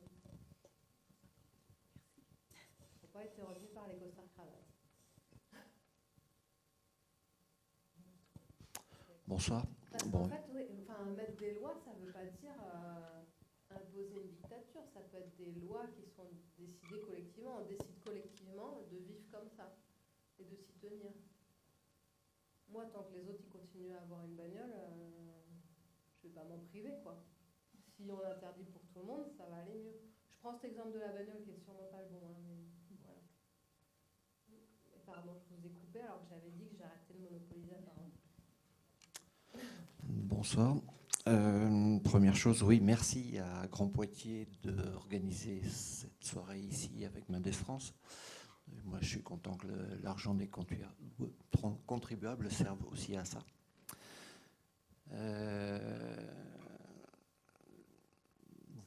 Merci de parler du réseau Négawatt qui existe depuis plus de 20 ans. Et Thierry Salomon, président de Négawatt, a fait une soirée conférence ici il y a une quinzaine d'années. C'est une des rares associations qui montre qu'il est possible de changer de modèle énergétique sans dire qu'il y a telle filière énergétique qui est complètement foireuse ou quoi, mais qui remet quand même un peu en perspective positive. C'est très facile. Vous allez sur Internet, Negawatt, pas mégawatt, hein, negawatt.org. Vous aurez plein d'informations très concrètes. Leur slogan au départ, c'était « L'énergie la moins chère est celle qu'on ne consomme pas, et la moins polluante est aussi celle que nous ne consommons pas ». Par rapport à la question qu'il y avait peu de temps avant sur les études sur les comportements, comment le cerveau fonctionne, il y a entre autres les recherches de Robert-Henri Jouve, universitaire à Aix-en-Provence, qui a beaucoup travaillé là-dessus. Mais les changements de comportement, des fois, ils sont un peu pervers. Il a, par exemple, il a fait des tests. Je ne sais pas s'il y a des téléphones branchés, mais je trouve que ça fait aussi du... Non il a fait faire des tests dans des supermarchés avec des animatrices pour la promotion de tel ou tel produit. Et quand l'animatrice arrivait à toucher le ou la cliente physiquement, la probabilité que la cliente ou le client achète doublait par rapport au fait de ne pas toucher la personne. Donc, si c'est pour faire du business, on reste dans la croissance éternelle. Après, il y a les nudges, qui sont des techniques pour inciter les gens à avoir telle ou telle attitude. Le truc classique, c'est une mouche en plastique collée au fond des WC, enfin des Vespasiennes pour les mecs, pour que les gars qui sont des militaires inconscients aient envie de viser la mouche quand ils pissent. Ça marche très bien, ça fait moins de boulot pour le personnel qui nettoie les toilettes. Mais ça reste un espèce de dressage. Et je crois que dans de l'éducation idéale, on n'a pas à influencer dans les comportements. Alors après, dans le vocabulaire, tout à l'heure, vous avez parlé de propriété privée inviolable, qui était un des trucs assez sacrés. Je suis moi-même propriétaire de terre, plusieurs hectares. Mais je me dis, il y a beaucoup d'agriculteurs qui ont des propriétés privées inviolables. Ils ne veulent pas qu'il y ait d'autres qui rentrent dessus, surtout s'il y a une bassine en construction.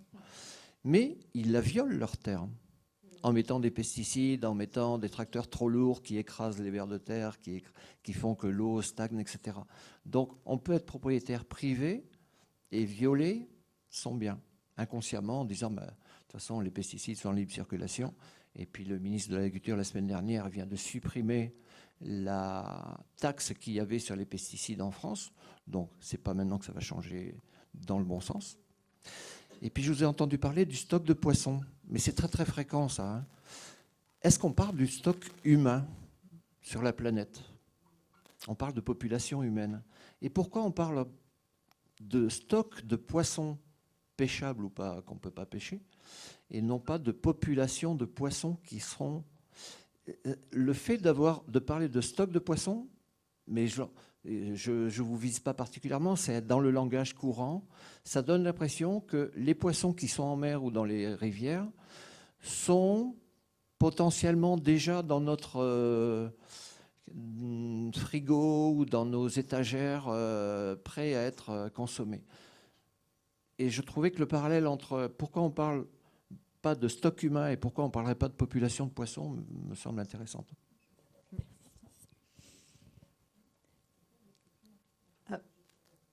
Pardon. Merci encore. Je vais essayer de m'exprimer, mais c'est très compliqué. Je pense qu'il y a une piste énorme dans un diagnostic, en fait. Pourquoi l'humain se plante? Si on prend le vivant, 400 millions d'années, il a commencé du tout petit et il a été jusqu'à nous faire nous. Et par exemple, le titre de la conférence, c'est « Inventer un nouveau monde », c'est ça, non? Oui, il faut tout réinventer. Ouais. Et en fait, alors voilà, moi par exemple, le terme « inventer », pour moi, il est extrêmement... mais bon, bref, il est extrêmement négatif parce qu'en fait, inventer, en fait, ça veut dire à peu près sortir de son chapeau, comme si on devait créer quelque chose de nouveau.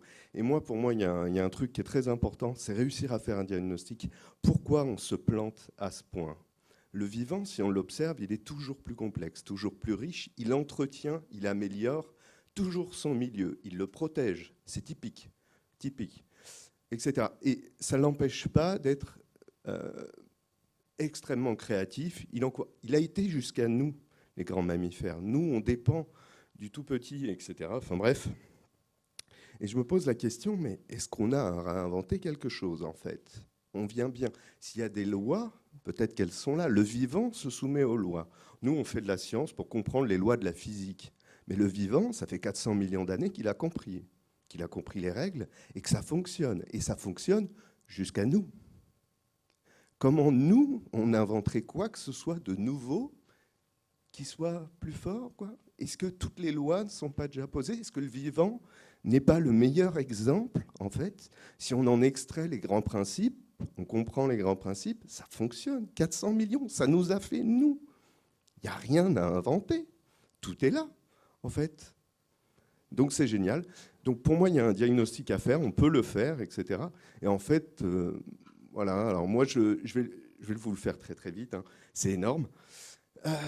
C'est qu'en fait, on est issu de la survie, donc notre cerveau est issu de la survie, donc on hérite, on a un cerveau qui se développe pour répondre aux conditions de la survie. Donc ça fait des grands primates grégaires, agressifs et collecteurs de bananes. C'est en gros ce qu'on est à peu près. En tout cas, c'est l'idéal de notre société, les grands riches, c'est ça. Et agressifs, grégaires, enfin bref. Sauf que, en fait, je pars du principe qu'on est sorti des conditions de la survie. Nous, humains, et c'est d'ailleurs pour ça qu'on menace toute notre biosphère, c'est qu'on a complètement explosé les conditions de la survie. On n'y est pas soumis, en fait, en quelque sorte. Notre technique est bien trop puissante, nos capacités à transformer l'énergie, etc. Donc la survie, c'est fini. Problème, c'est notre cerveau. C'est qu'on entretient. Notre cerveau est fait pour fonctionner dans ces conditions. Pour lui, tout est compliqué, alors que tout fonctionne. On prend le vivant, tout fonctionne, pas de problème. Ça fait 400 millions d'années, ça nous a fait nous. À quel moment il y a un bug? Le bug nous appartient. Apparemment, le diagnostic, il nous appartient. La problématique, elle nous appartient. Je crois qu'on ne fera rien de nouveau. L'histoire se répète. On détruit des espèces sans arrêt. Ce qu'on fait là, c'est le plus grand crime, en fait, qui puisse exister, en fait, le crime contre la vie. Et apparemment, c'est ce que fait l'humain. C'est sans précédent. Il n'y a pas de formes vivantes qui le font. Aucune forme de vivante n'est capable de faire ça. Enfin, de se planter. Le problème, c'est que nous, on se prétend intelligent. Ça, c'est inquiétant. Nous, on va se prétendre savoir. Nous, on va se prétendre innover, inventer. Ce qui est extrêmement péjoratif, je trouve. Mais, et voilà. Et voilà, donc ça nous appartiendrait. Merci. Point de vue. Voilà, de toute façon, l'heure tourne, donc les habitudes de Mendes France à 22h30, on termine. Donc s'il n'y a pas d'autres réflexions, merci encore à Gwendy Tanguy pour son spectacle conférence gesticulée. Et puis une dernière information de la part de... Oui. J'en profite de vous avoir ici encore pour l'instant. Vous pouvez continuer à mettre vos manteaux si vous voulez, du moment que vous écoutez. Il y a plusieurs événements qu'on va organiser l'année prochaine avec l'Espace Mendes France.